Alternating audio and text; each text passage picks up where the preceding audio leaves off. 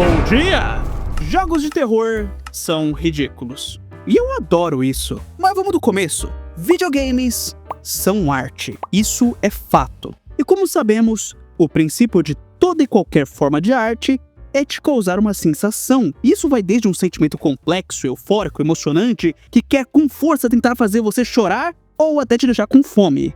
Sim, isso é possível e também é bem comum. E entre todas as sensações que uma mídia pode tentar te causar, existem duas que são especialmente difíceis de fazer. A primeira é a comédia. Por incrível que pareça, fazer uma pessoa rir é complicado. Você precisa de toda uma mescla de entendimento, identificação, quebra de expectativa, e tudo isso pode simplesmente não dar certo porque a pessoa não entendeu, ou não achou graça, ou tem 5 anos e gosta de piadas de peido. É uma possibilidade também. A outra sensação difícil de causar é o medo. E isso é incrivelmente irônico, porque eu e você somos criaturas biologicamente programadas para sentir medo. Nós temos mecanismos que evoluíram conosco ao longo de milhões de anos para fazer com que sintamos medo das coisas. E o que os jogos de terror fazem é justamente explorar esses mecanismos para despertar uma reação de medo no jogador. E aqui que mora a ironia, porque despertar medo é fácil. Portanto, os jogos não precisam de muito para fazer com que você se sinta assustado.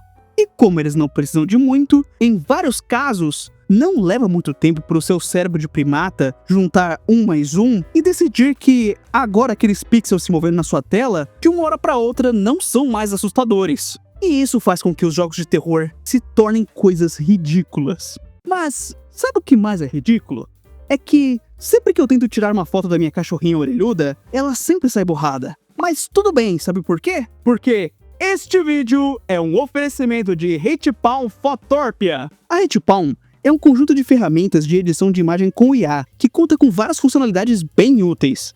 Tipo, restaurar fotos antigas, remover o fundo de uma imagem, ou se preferir, só um pedacinho lá no cantinho dela. E claro, o melhoramento mágico, que salva fotos que ficaram borradas ou que foram tiradas com foco errado. E olha só que diferença, cara. Não só isso, mas a HeyTown também tem ferramentas de geração de imagem com IA. Aqui você pode tanto usar um prompt, quanto enviar a sua própria imagem para ser usada de referência. Então, por favor, transforme minha cachorrinha em uma astronauta.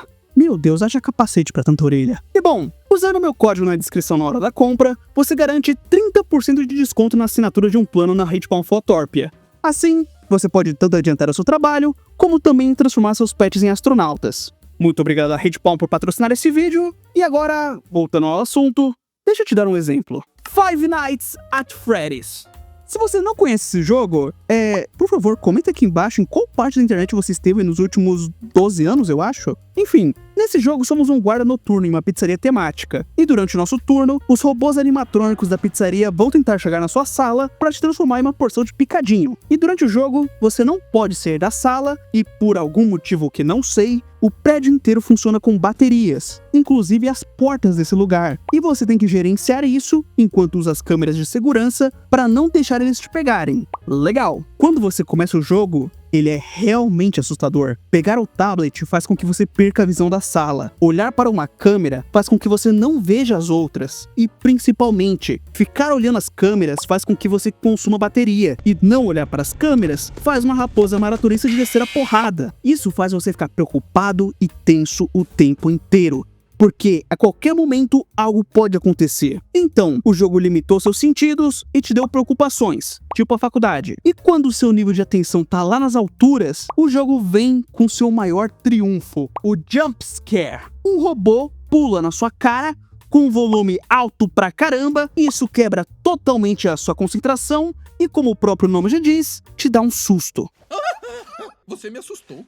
Você encolhe o pescoço, contrai os músculos, o coração dispara. Isso é o seu cérebro se preparando para enfrentar o que ele acha que pode ser um urso, um tigre, um inimigo, mas na verdade é só um boneco 3D gritando na sua tela. Objetivamente, ele não pode te fazer nenhum mal, a não ser te assustar. Mas depois disso, você vai jogar de novo. E agora com mais tensão, porque você levou um susto. E como levar um susto é uma coisa ruim, você não quer que aconteça de novo. O problema é que vai acontecer de novo. E depois vai acontecer mais uma vez. E uma hora você se acostuma com os elementos do jogo, inclusive começa a saber quando vai tomar um game over. E bom, com Com o tempo, tomar um susto deixa de ser assustador e passa a ser só frustrante. Não é mais sobre encolher o fígado e pular da cadeira, é apenas perder progresso e ficar olhando esse trouxa abrir e fechar a boca. Bom, então limitar os seus sentidos e gritar alto no seu ouvido não é o suficiente. Pois é, quem diria? Sem problemas, nós podemos usar outros gatilhos para fazer você ficar com medo. Tipo, o body horror.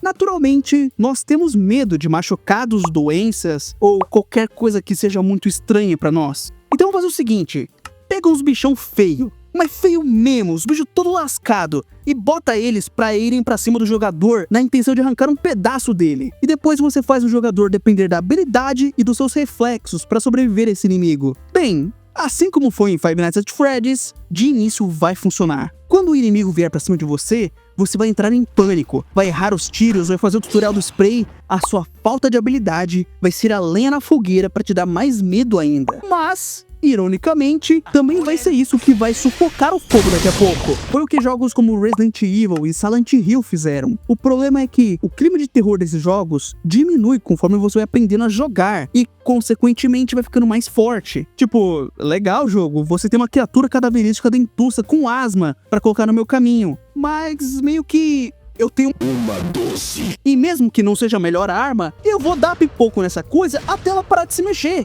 O que mata o terror nesses jogos é que o inimigo tá ali. Você sabe como ele é. Você conhece os pontos fortes e os pontos fracos dele. E principalmente, você tem como se defender. Tanto que, no Resident Evil 4 original, a parte que eu tinha mais medo era quando nós jogávamos com a Ashley. Por quê? A gente estava num lugar escuro, sem saber a nossa distância até os inimigos e principalmente sem poder se defender. A segunda pior era o esgoto do verdugo, mas eu tenho quase certeza que no meu caso isso é mais trauma do que medo. Bom, então a possibilidade de se defender, de conhecer o inimigo, faz com que a gente pare de ter medo dele. E se a gente tirar isso, aí nós temos Outlast. Essa é a parte do vídeo onde começa a hipocrisia. Eu tenho medo de Outlast. Esse jogo não perde tempo. Logo de início ele fala com todas as palavras. Você não é um lutador. Quando dá merda, você corre e se esconde.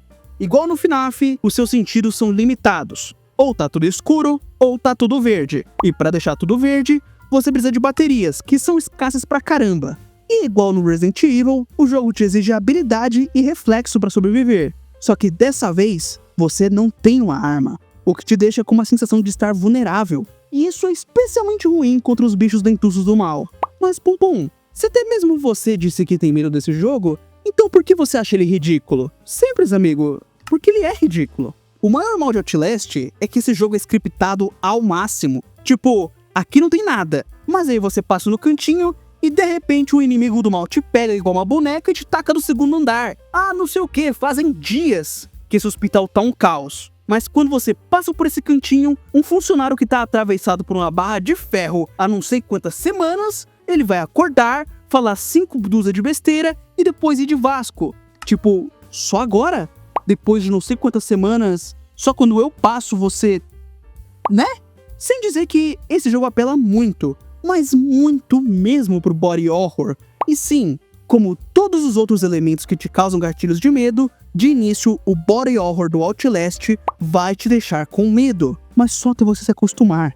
Aí, meu amigo, já era. O sangue deixa de ser assustador e se torna só nojento. E depois disso, se torna só mais um detalhe no cenário que a gente vai ignorar. As perseguições de uma área segura até a outra deixam de ser tensas e se tornam só maçantes. Tipo, ai, mais um maluco pra me seguir daqui até ali. E os sustos scriptados se tornam só irritantes, eu não sei dizer. Principalmente quando você tá em uma segunda jogatina, quando você sabe que eles vão acontecer. E como o jogo tenta contornar isso, deixando tudo cada vez mais pesado, mais gráfico, mais escrachado e, consequentemente, mais ridículo. Não tem muito o que dizer. Funciona? Funciona! Outlast é um jogo muito legal. Mas uma coisa não tem nada a ver com a outra. Ser legal não faz deixar de ser ridículo. Ok, mas entre todos esses, tem um jogo antigo que fez tudo isso com primor. Alien Isolation? Não. Outro dia eu falo desse jogo. O ano era 2012 e a internet inteira tinha medo de só duas coisas: o fim do mundo e um joguinho indie que não pesava nem 70 megabytes, chamado Slenderman, as 8 páginas. A parada é simples. Você é um carinha com uma lanterna. Não sabemos quem é esse carinha, não sabemos por que ele está numa floresta no meio da noite. A única coisa que sabemos é que temos que pegar 8 páginas de papel. Por quê? Porque sim, não sabemos por que temos que fazer isso, mas temos que fazer. De início, o jogo já é desconfortável. Estar em uma floresta à noite é desconfortável pra caramba. A nossa visão é limitada pra caramba. E o barulho dos seus passos é muito alto, mesmo que você não tenha pé. Então, limitar sentidos? Confere, mas dessa vez com plus a mais. Porque nesse jogo, a floresta tem uma névoa muito densa. Então, o tempo todo tem coisas se mexendo na sua tela. Soma isso ao fato de que quando você tenta correr, o personagem, por algum motivo, abaixa a lanterna, o que faz um ambiente perfeito para despertar sua pareidolia. Basicamente, o que você não vê, o seu cérebro preenche para você. E ele sabe fazer isso da maneira mais assustadora possível. Legal, você vai lá, encontra a primeira página e a sua recompensa é essa aqui. Tambores. Esse jogo poderia ter escolhido qualquer instrumento, mas ele escolheu tambores. Isso porque o tambor e os instrumentos de percussão em geral têm uma capacidade muito especial de mexer com a gente. Cada batida reverbera no peito e influencia nosso batimento cardíaco. E o jeito que eles são tocados, distantes, brutos e ritmados sem melodia, e principalmente em baixa frequência, isso invoca na gente uma sensação de perigo. Nós precisamos lutar ou fugir, nós não podemos em momento nenhum relaxar. E considerando que eu só tenho uma lanterna, não tem condições de eu lutar aqui. E eu não consigo correr muito, além de que cada passo meu faz barulho pra caramba.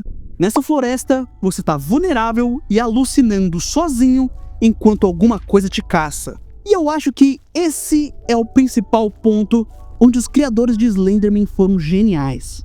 Tipo, o Slenderman tá ali, te caçando. A cada minuto, a música fica mais tensa e ele fica mais hostil. Mas você nunca se acostuma com a presença dele. Isso porque você não pode olhar para ele. Porque olhar para o Slenderman causa o game over. Então você ativamente evita de olhar para ele. E, consequentemente, você nunca conhece bem o que raios é isso que está te caçando. Você continua tendo medo porque você não tem tempo hábil para se acostumar com o Slenderman. E em alguns momentos, a sua tela vai começar a chuviscar. Porque ele tá ali, você tá olhando na direção dele, mas com tudo escuro, você não sabe exatamente onde ele tá. Então você fica desesperado pra sair logo dali, sem jumpscare barato, sem sustinho scriptado, quer dizer, só um, sem perseguição desesperada, sem safe room, sem body horror, somente o terror pelo terror. Na época que eu tô gravando esse vídeo, o primeiro Slenderman já tem 14 anos. E ainda dá uma paulada em muitos jogos de terror atuais e uma voadora em 99,9% dos mods de terror do Minecraft. E eu só tô fazendo esse vídeo justamente por causa desse jogo, porque ele é muito bom, mas ele também é muito ridículo. E pra ver isso, você só precisa acender a luz.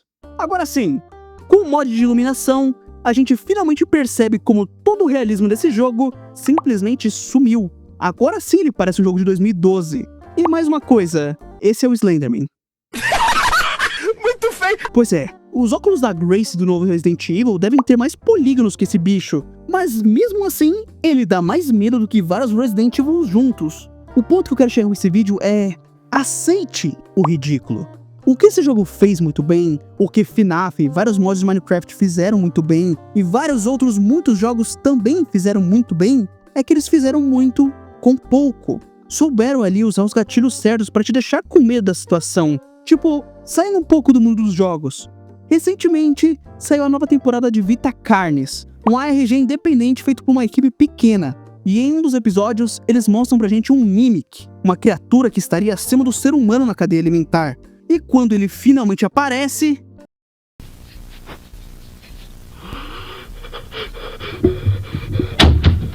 Ok, eu gelei quando eu vi essa parada.